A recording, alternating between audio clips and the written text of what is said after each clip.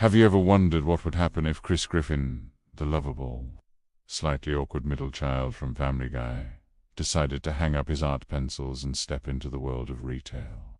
What kind of store would he even open? Well, grab your freaking sweet t-shirt, because today we're diving deep into the wonderfully weird mind of Chris to imagine the ultimate Chris Griffin emporium. Forget your typical big box stores. This would be a place where art, snacks, and pure, unadulterated chaos collide. It would be a reflection of everything he loves, his artistic dreams, his legendary appetite, and his very, very specific pop culture obsessions. So, what exactly would be on the shelves? Let us take a walk down the aisles of what we'll call Crisp's creations and cravings. First and foremost, the heart of the store would be a massive art supply and comic book section. This isn't just a hobby for Chris, it's his passion. Remember his artistic alter ego, Crittable? This is where that spirit would truly shine. One entire wall would be dedicated to high-quality art supplies. We're talking professional-grade drawing pads. Every kind of paint you can imagine, from acrylics to watercolors. Specialty brushes for the finest details, and sticks of charcoal for those moody, dramatic pieces.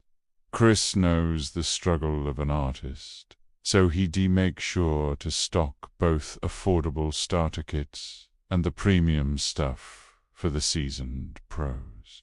He'd probably be behind the counter, offering slightly misguided but enthusiastic advice, like, "You need this brush. It makes the happy little trees extra happy." And right next to the art supplies, you'd find a comic book paradise. This wouldn't be just a small rack of the latest issues. No, this would be a labyrinth of long boxes filled with everything from brand new superhero epics to dusty Golden Age back issues. Chris's taste is eclectic, so you'd find all the mainstream heroes, but also a huge selection of indie comics and fantastical stories that fuel his wild imagination. He'd have a Chris's Picks section featuring his favorite stories, probably ones with bizarre monsters and misunderstood heroes. The crown jewel of this section, however, would be the original artwork corner. Here, Chris would proudly display and sell his own unique creations.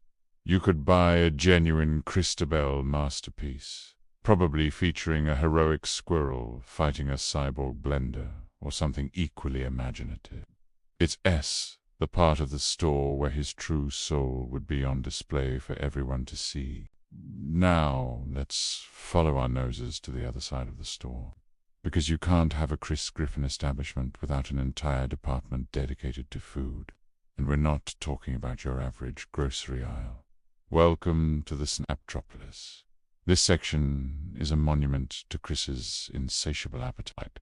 The first thing you'd notice is the giant snacks display. Everything here is comically oversized. We're talking 5-pound gummy bears, family-sized bags of chips meant for one, and sandwiches so big you need 2 hands to hold them. Chris understands that sometimes a regular-sized candy bar just doesn't cut it. He'd probably have a daily special called the Griffin Gutbuster, which is just a random assortment of large snacks piled into a single box. It's not about nutrition, it's about satisfaction. And for those who want to take the experience home, there would be the Buffetinabot, inspired by his love for all-you-can-eat feasts. Chris would pre-package massive boxes containing a little bit of everything. A slice of pizza, a handful of wings, a scoop of mac and cheese, and a giant cookie for dessert.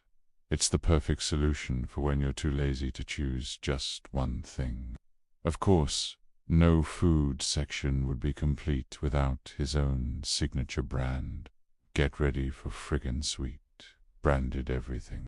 Friggin' sweet soda, friggin' sweet potato chips, maybe even a friggin' sweet breakfast cereal that's 90% sugar. Each package would have his face on it, giving a cheerful thumbs up. It's a branding masterpiece, born from pure, simple enthusiasm. This part of the store wouldn't just be selling food. It would be selling the pure joy of indulgence. But Chris's interests are far too weird and wonderful to be contained by just art and food.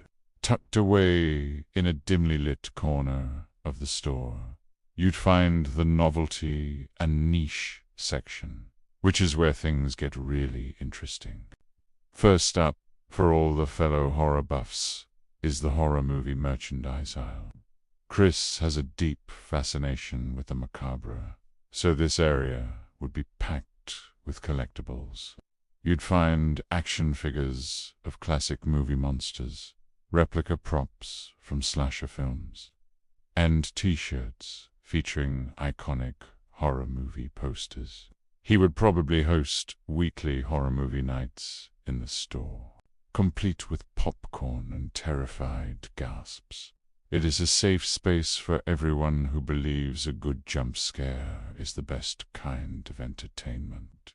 Next to the horror section, you'd find one of the most uniquely crisp displays in the entire store, the greased-up deaf guy gear.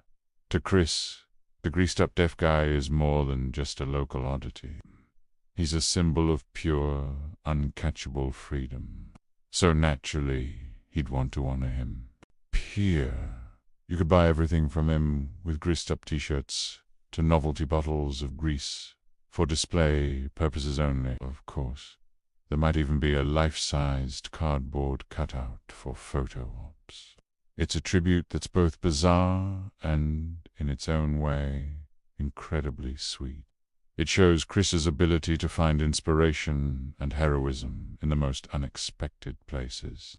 It's this kind of sincere weirdness that would make his store so special and unlike any other place on Earth. And finally, we have to talk about the evil monkey. No Chris Griffin's store would be complete without acknowledging the longtime resident of his closet. In the evil monkey paraphernalia corner, you'd find a surprisingly wholesome collection of merchandise. After learning the monkey wasn't actually evil but was just trying to warn him, Chris's perspective would have totally changed. So, this section would be less about fear and more about friendship. You'd find plush toys of the no-benevolent monkey would be pointing accusingly at a tiny, separate, evil Justin Bieber plushie. There would be my closet mate, is my best mate coffee mugs and keychains. It's a testament to Chris's ability to forgive and see the good in others, even if that other is a primate who spent years terrorizing him from the shadows. It represents personal growth, Family Guy style. So, what would it be like to shop at Chris's Creations and Cravings? It would be an experience. You might walk in looking for a pencil and walk out with a giant sandwich, a painting of a cyclops, and a greased-up deaf guy air freshener. The store itself would be a beautiful mess, with aisles organized by Chris's logic, not traditional retail standards. He'd be the perfect shopkeeper, always excited to show you his latest drawing, recommend a snack, or just talk about that one scary movie he saw last night. It wouldn't just be a store. It would be a community hub for artists, foodies, and anyone who appreciates the slightly strange things in life. It's a place where every weird interest is celebrated, and every customer is greeted with a genuine freaking sweet. It's the retail store Quahog deserves, and honestly, the one we all secretly need. Thanks so much for hanging out and imagining this wonderfully chaotic store with me. If you had fun, do me a favor and hit that like button and subscribe for more deep dives into your favorite animated worlds. Let me know in the comments what other items you think Chris would sell. Until next time, stay frickin' sweet.